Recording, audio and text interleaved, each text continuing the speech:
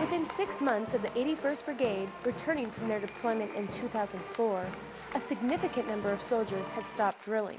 Soldiers were dissatisfied with their care and struggling to get post-deployment resources on their own. Last time when they came back from their deployment, they were scattered. We didn't get to see most of them until they'd been back 3 or 4 months. That's too long. Too many of them fell through the cracks. The Washington State Military Department brought people from state and veterans organizations together for the demobilization at Fort McCoy, Wisconsin. The idea was to create an entirely new service model. The Joint Staff was a team of civilians who wanted to serve soldiers. We had an entire staff that really, truly cared about people.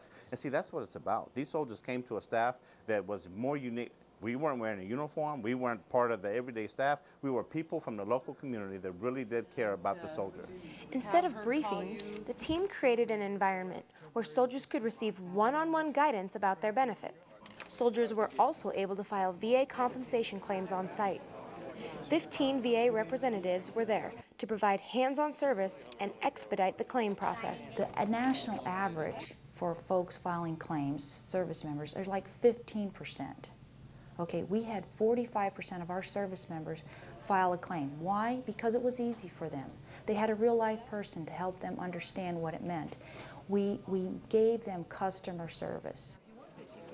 The VA processed over 1,000 claims at Fort McCoy, with the potential of distributing $5 million annually to these soldiers in Washington. That's $5 million tax-free dollars that will flow to these soldiers in each of their hometown communities. It's money that can be spent in the shops and businesses around our home state. Soldiers also received financial guidance for employment. Over 50% of soldiers took advantage of the internship, job training, and unemployment services available. Pursuing these resources on the soldiers' own time, though, is a different story. The cool thing is that they're contained at this point. They're here. When we get them back to Washington, they scatter. We lose them, we lose touch with them.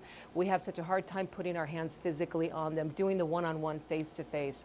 That's when we get the most results. This process helps soldiers successfully transition into civilian life with the jobs, healthcare, and financial support they need. The VA, with their home loans, all the benefits they offer for compensation and everything else, I didn't get that with my first deployment. This time, when the 81st Brigade soldiers arrive back in Washington, they can return to their loved ones at ease. I got me some phone numbers.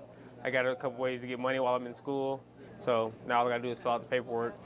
They'll give you the door, you just gotta go through it yourself.